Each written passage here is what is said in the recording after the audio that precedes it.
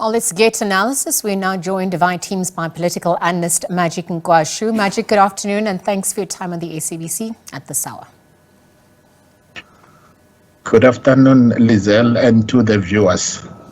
Magic, earlier on, ANC Secretary General Fikile Mbalula says that the party is checking to see whether former President Jacob Zuma has responded to his suspension. Also, more recently, former President Thabo Mbeki labelled his successor's term of office as head of state and party president as counter-revolutionary years. What should we be making of the ANC's handling of the Zuma matter as we speak? I think the party is a bit confused in terms of how they handled this matter.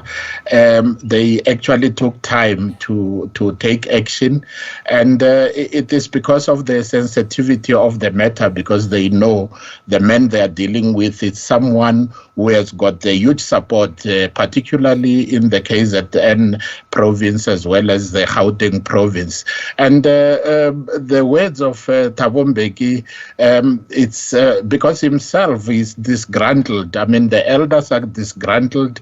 We can recall even Msimang, who has actually even resigned and made a U-turn from the party. So someone like Jacob Zuma was bold enough and he took action. In fact, he's saying that he's still a member. Even the MK party that he has formed, they are confirming that he is still a member of the ANC. So it is part of his strategy, because he said he could not defeat the current leadership. You need to do it from outside.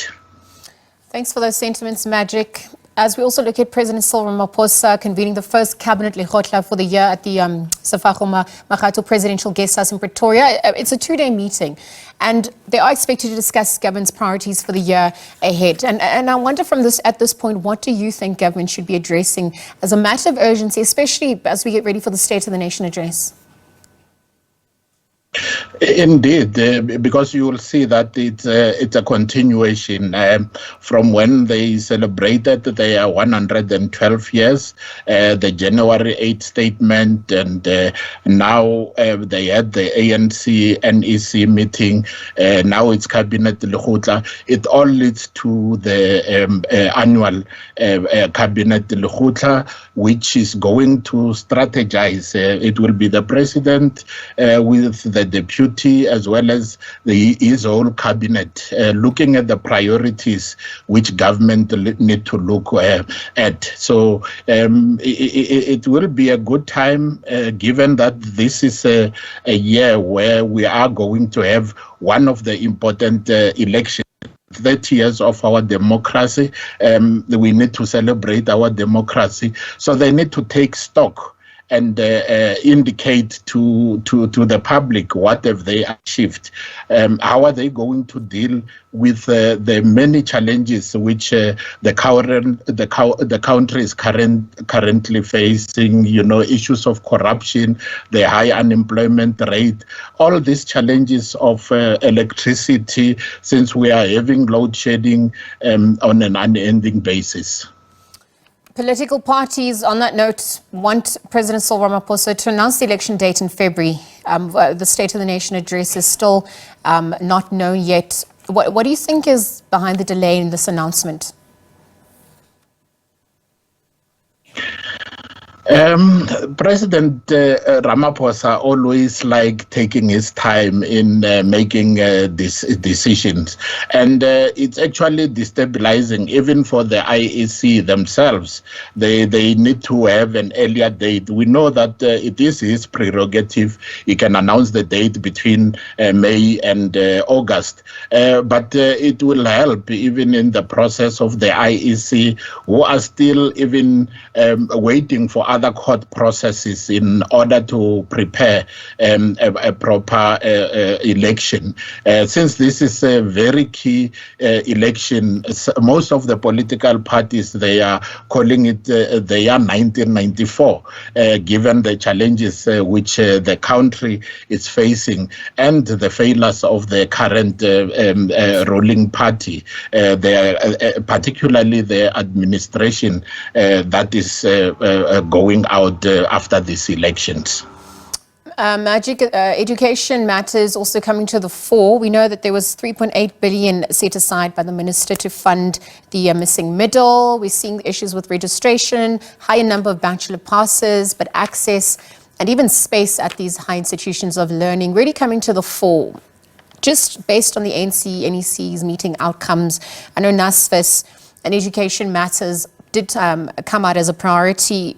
What do you think we're observing in terms of the strides that had been taken, but also the challenges on that front that he has entered democracy? Indeed, we have seen the Minister of Higher Education, Blade Nzimande, trying to actually assure the public that they have everything under control. But really, it's disheartening to see most eligible students. I mean, the metrics for this year, they have done very well. But it's actually disheartening that they won't find space.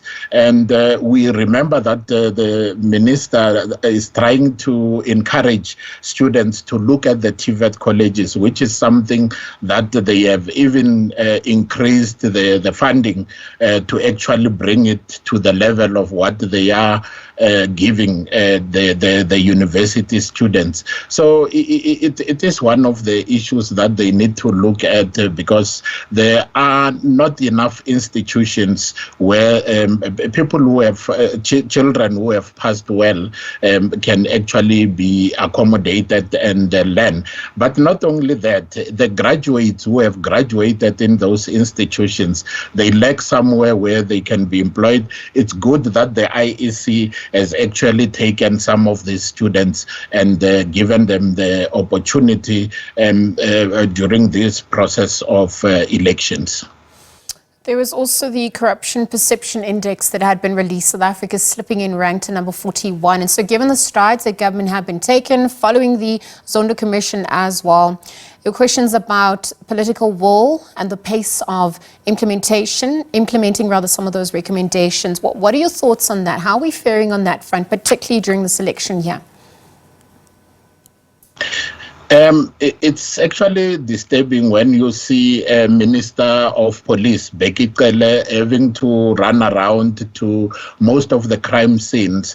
The president has actually indicated that there has been some graduates who have graduated. They are beefing up the and we know in Gauteng, for instance, the Premier of Gauteng, Panyaza Lesofi, has tried to augment with the Amapanyaza, but crime is really a huge issue in this country. We know just now even local government is demanding that the councillors need to be protected. The incident in Zakaria Park where an executive from Randwater was shot dead with the bodyguard and the councillor from the city of Johannesburg was hurt in front of kids.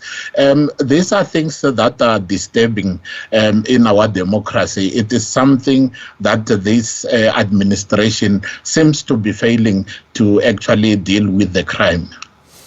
Magic, I know that Cabinet Nkhwashu obviously continues for the next 2 days and we're monitoring developments as it unfolds. Let's leave the conversation there for now. And thank you for your time on the SABC at this hour. Political analyst Magic Nkhwashu weighing in on the back of the ANC NEC meeting briefing, but also just looking at the Cabinet Nkhwashu that is underway and some of the priorities that had been set as the 6th administration ends. Looking forward to the 7th administration coming into effect.